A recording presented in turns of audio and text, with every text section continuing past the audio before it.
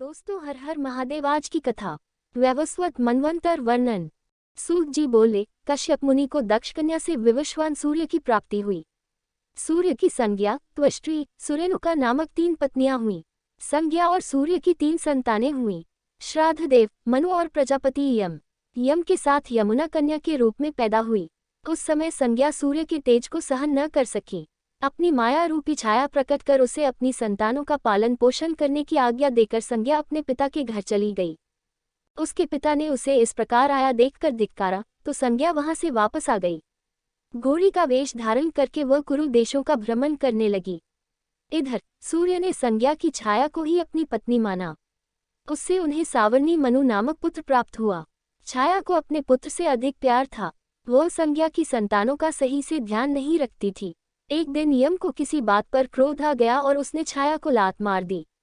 यह देखकर क्रोधित छाया ने यम को शाप दिया कि तुम्हारा पांव, जिससे तुमने मुझे मारा, वह गिर पड़े। शाप सुनकर यम बहुत चिंतित हुए और उन्होंने सारी बातें जाकर अपने पिता सूर्य को बताईं और शाप से बचाने की प्रार्थना की।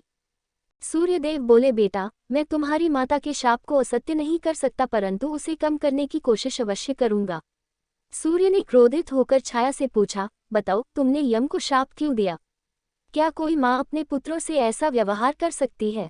तुम्हारा सबसे छोटे पुत्र से विशेष स्नेह है, अन्य सभी को तुम सदा डांटती रहती हो। ऐसा क्यों? इस प्रकार क्रोधित सूर्य के वचन सुनकर घबराई हुई छाया ने सारी बातें सच सच बता दी। फिर छाया ने सूर्य को शनि चक्र पर चढ़ाकर उनका तेज कम कर दिया। अब सूर्य का रूप सुंदर और शीतल हो गया था। उन्होंने योग दृष्टि से अपनी पत्नी संज्ञा के बारे में जानना चाहा। तब उन्हें ज्ञात हुआ कि संज्ञा घोड़ी के रूप में है। तब सूर्य उसके पास पहुंचे। अपनी पत्नी को वापस पाकर वे बहुत प्रसन्न हुए। संज्ञा भी उन्हें पाकर बहुत खुश हुई। उनके मिलन से वैद्य अश्विनी कुमार की उत्पत्ति हुई। तत्पश्चात खुशी खुशी संज्ञा और सूर्य अपने घर लौट आए। यमराज धर्मपूर्वक प्रजा का पालन करने लगे और धर्मराज कहलाए।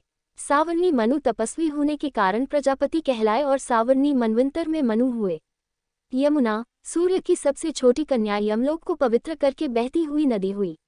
अगली वीडियो देखने के लिए आप चैनल सब्सक्राइब जरूर करें और लाइक करें और कमेंट करें। हर हर महादेव।